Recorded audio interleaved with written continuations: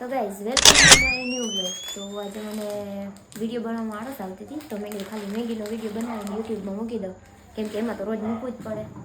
મેં આમાં તેલ ઓલરેડી પહેલાં નાખી દીધું છે. ટમેટા અને વટાણા તો તૈયાર જ છે આપણા.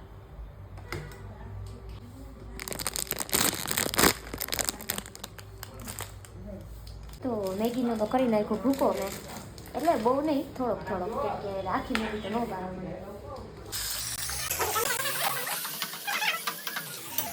પછી એમાં થોડી મરચાં મૂકી નાખી દીધી, થોડીક જ તીખું કરવા માટે, થોડુંક મીઠું,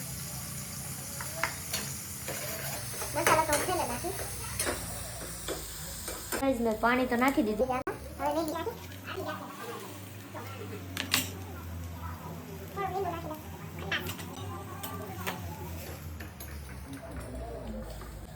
તો ગાઈઝ હવે હું મસાલો નાખું છું. પેલા તોડવો પડશે.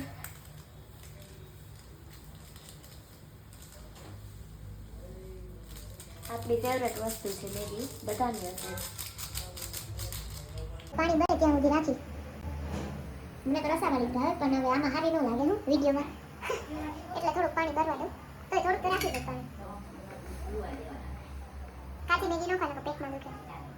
તો ગાઈઝ આપણી મેગી પાકી છે.